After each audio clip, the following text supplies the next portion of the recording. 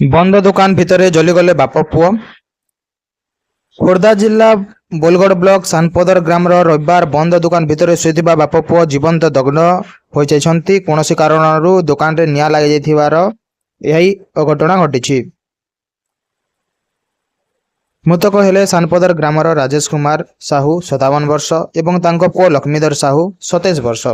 सानपदर देउली रास्तार बिंदगिरी पहाड़ को जीवा रास्ता कड़ अवधूत मठ पार्श्व राजेश और तांको पुओ एक तेज राति बा चा दुकान करथिले। किछि दिन हेब बारंबार दुकान रू चोरी हेबारु प्रति राति सेठारे शोउथिले। शनिवार राति रे मध्य सेमाने दुकान भितर शोइथिले। रविवार भोर समय रे दुकान न खुलिबारु एवं कबाट भितरु बंद थिबा देखि परिवार लोकंक संदेह होइतिला। दुकान रू आजबेस्टर खोली देखिबा बेलकु बापा और पुओ उभय मृत्यु अवस्था पड़िथिले। सेमानंक शरीर अर्धेक अंश पड़ जाइथिला। एही अघटना विद्युत सर्ट सर्किट जोगु घटिथिबा संदेह कर जाउछि। खबर पाई बेगुनिया थाना निरीक्षण कान्हू चरण स्वाई, खोर्धा जिला डीएसपी रवि नारायण भंज सदल बल घटनास्थल रे पहुंची थिले। एहा मध्यरे बोलगड़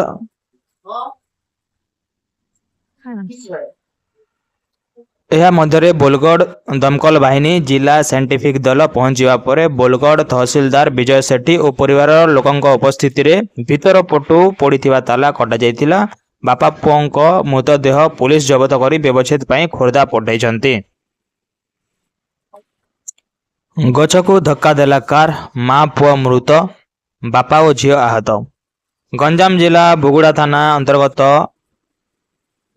ताकरोड़ा गाँ निकट राज्य राजपथ रे ओडगाँ अभिमुखे जाउथिबा एक कार रास्ता पार्श्व एक गछ को धक्का देछि। फलरे घटनास्थल रे जन महिला कुनमुन चौधरी 40 वर्ष और तांको नाबालक पुओ देवाशीष चौधरी 9 वर्ष तांको मृत्यु घटिछि। घटनास्थल रे संपृक्त महिलांको स्वामी और झियो आहत होइछन्ति। घटनार प्रकाश जे ओडंगा अंचलर देवप्रसाद चौधरी और तांको पत्नी कुनमुन पुओ देवाशीष और 20 मासर झियो दिवांशु सह कार रे आज अपराह्न 1टा बेले ब्रह्मपुर निज गाँ को फेरुतिले। चालकंक असावधानता जोगु द्रुत गति रे जाउथिबा कारटी ताकरोड़ा गाँ पूर्वरु रास्ता कड़ एक गछ सह धक्का होई बिलमाल को खसी पड़िथिला। घटना रे कुनमुन को मृत्यु होइथिबा बेले पुओ देवाशीष गुरुतर आहत होइथिले। स्थानीय लोकंक सहायता रे देवाशीषं को सेठारे अचेत अवस्था रे बुगुड़ा डक्तरखाना को नै जाइथिला। तांकर मुंडरे गभीर आघात लागिथिला बेले नाकरो प्रबल रक्तस्राव होइथिला। प्राथमिक चिकित्सा पर देवाशीषं को भुवनेश्वर एक्स को न्याय जाउथिला बेले बोलकोट रे तांकर मृत्यु घटिछि। घटना रे देवप्रसाद और तांको छोट झियो हिमांशु सामान्य आहत होइथिले। पुलिस दुर्घटना स्थल एवं मेडिकल रे पहुंची शव को जबत करी व्यवच्छेद पई पठाइथिले। एएसआई सुमंत बेहरा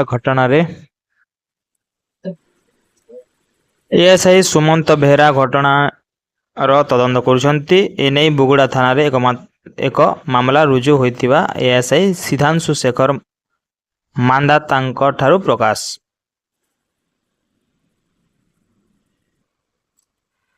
चाउल गाड़ी उल्टी 3 मृत। रायगड़ा जिला विषमकटक थाना अंतर्गत काचापादु गाँ निकट रे एक चाउल बोझई गाड़ी उल्टी पड़ी 3 जनक मृत्यु घटी एवं 2 जन गुरुतर आहत होइछन्ति। मृतक माने हेले मेदेंगा सारका 55 वर्ष, डिंजू सारका 58 वर्ष और धवलेश्वर सारका 27 वर्ष। सूचना अनुଯାयी शनिवार विलंबित राति रे मुनिगुड़ारू चाउल बोझई करी एक बोलेरो पिकअप गाँ को फेरुथिबा बेले काचापादु गाँ निकट रे चाउल गाड़ी उपरू नियंत्रण हरैबारु ताहा उल्टी पड़िथिला। घटनास्थल रे मादेंगा सरकार प्राणवायु उड़ी जाइथिबा बेले डेंगू और धवलेश्वर गुरुतर अवस्था रे डाक्तरखाना को नै जाइथिले। सेठारे उभयंकर मृत्यु घटिछि। अन्य जन हिमंत सारकांक अवस्था संकटापन्न थिबारु तांको प्राथमिक चिकित्सा पर ब्रह्मपुर बड़ मेडिकल को स्थानांतरित करा जायछि। अजित और नवीन एवं विषमकटक ख्रीष्टियान हॉस्पिटल रे चिकित्सित होती। खबर पाई विषमकटक पुलिस घटनास्थल रे पहुंची गाड़ी को जबत करने सह तदंत आरंभ करिछि। घटना ଘଟଣା ପରେ ସ୍ଥାନୀୟ ଅଞ୍ଚଳରେ ଶୋକର ଛାୟା ଖେଳିଯାଇଛି। ଝିଗିଡ଼ି ସରପଞ୍ଚ ଅଜିତ କୁମାର ସାରକା, ବିଜୁ ଜନତା ଦଳର ରାଜ୍ୟ ସମ୍ପାଦକ ସୁଧୀର କୁମାର ଦାସ ପ୍ରମୁଖ ଡାକ୍ତରଖାନା ଯାଇ ଆହତଙ୍କୁ ଭେଟି ଅଧିକ ଚିକିତ୍ସା ନିମନ୍ତେ ବ୍ରହ୍ମପୁର ବଡ଼ ମେଡିକାଲକୁ ସ୍ଥାନାନ୍ତର କରିବା ପାଇଁ ଡାକ୍ତରଙ୍କ ସହ ଆଲୋଚନା କରିଥିଲେ।